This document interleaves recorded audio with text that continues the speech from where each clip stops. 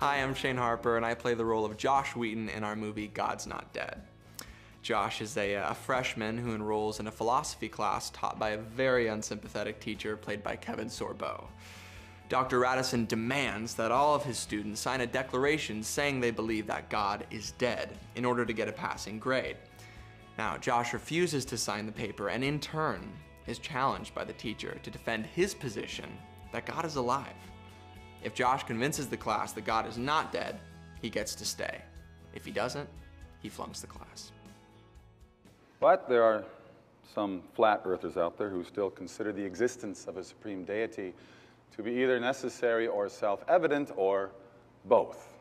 And with that, as previously announced, I will be turning the podium over to Mr. Wheaton, who will be presenting his case in favor of a supreme celestial dictator, otherwise known as God. Mr. Wheaton, are you ready? Podium is yours.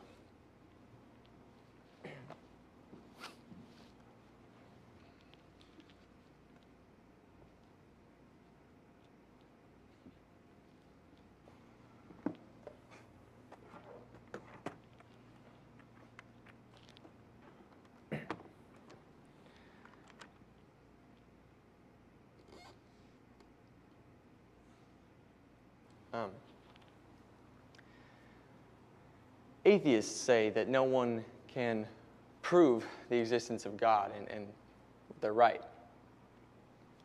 But I say no one can disprove that God exists.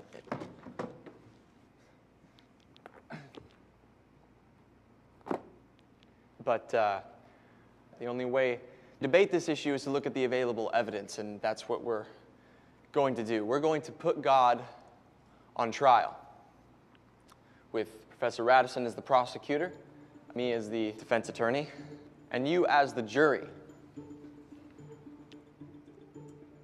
Most cosmologists now agree that the universe began some 13.7 billion years ago in an event known as the Big Bang. So let's look at theoretical physicist and Nobel Prize winner Steven Weinberg's description of what the Big Bang would have looked like. And since he's an atheist, we can be sure there isn't any believer bias in his description. In the beginning, there was an explosion, and in 3 minutes, 98% of the matter there is or ever will be was produced. We had a universe. For 2,500 years, most scientists agreed with Aristotle on the idea of a steady-state universe, that the universe has always existed with no beginning and no end.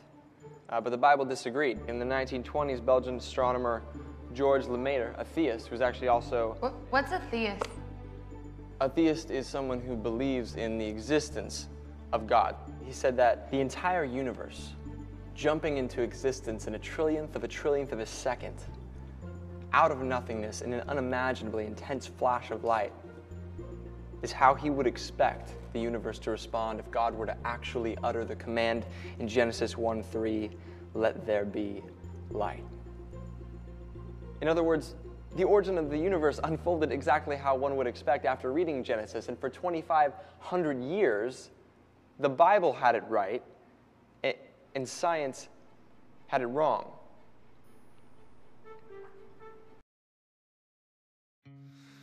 I relate to the character in a way that's very personal because I grew up in church and was caught off guard by certain questions and conversations. I didn't necessarily know how to have a healthy dialogue with people of different backgrounds and beliefs.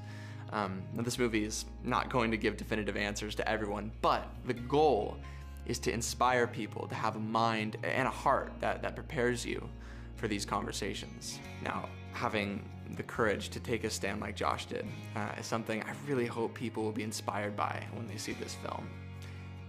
We've got a younger generation who really doesn't know how to defend our faith, and perhaps this movie will inspire our youth and encourage them to really take action and not be afraid to equip themselves. My hope is that pastors, youth ministers, and the faith community will take these teaching tools and educate my generation. It's been said that evil is atheism's most potent weapon against the Christian faith, and it is. After all, the very existence of evil begs the question, If God is all good and God is all powerful, why does he allow evil to exist? The answer at its core is remarkably simple. Free will. God allows evil to exist because of free will. From the Christian standpoint, God tolerates evil in this world on a temporary basis, so that one day those who choose to love him freely will dwell with him in heaven, free from the influence of evil, but with their free will intact. In other words, God's intention concerning evil is to one day destroy it. Well, how convenient. One day, I will get rid of all the evil in the world. But until then, you just have to deal with all the wars and Holocaust, tsunamis, poverty, starvation, and AIDS. Have a nice life. Next, you'll be lecturing us on moral absolutes. But why not? Professor Radisson, who's clearly an atheist, doesn't believe in moral absolutes, but his course syllabus says he plans to give us an exam during finals weeks. Now, I'm betting that if I manage to get an A in the exam by cheating, he'll suddenly start sounding like a Christian, insisting it's wrong to cheat, that I should have known that.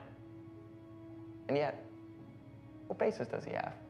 If my actions are calculated to help me succeed, then why shouldn't I perform them? For Christians, the fixed point of morality, what constitutes right and wrong, is a straight line that leads directly back to God. Oh, so you're saying that we need a God to be moral, that a moral atheist is an impossibility. No, but with no God, there's no real reason to be moral. I mean, there's not even a standard of what moral behavior is.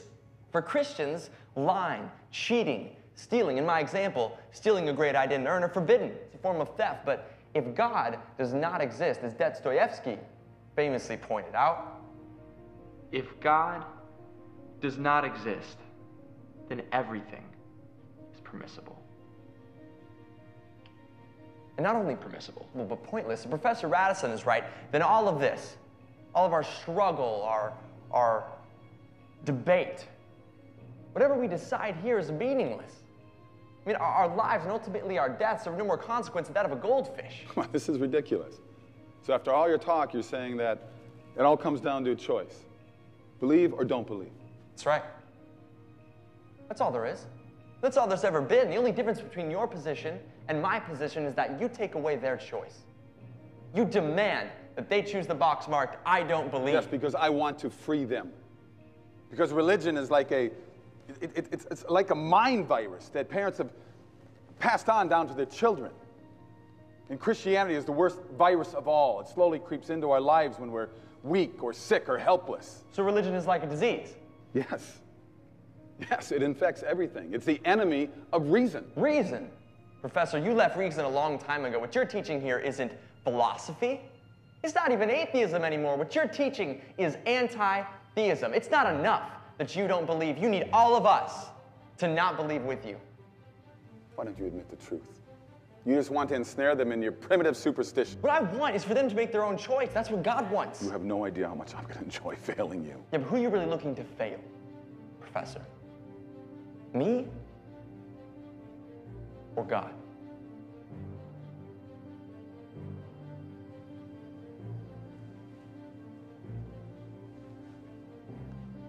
Do you hate God? It's not even a question. Okay. Why do you hate God? This is ridiculous. Why do you hate God? Answer the question. You've seen the science and the arguments. Science supports his existence. You know the truth. So why do you hate him? Why? It's a very simple question, Professor. Why do you hate God? Thanks for letting me share my story and for watching a few scenes from God's Not Dead. Our hope is that this movie will be a valuable resource and ministry tool that you can use. Because God's not dead. He's surely alive.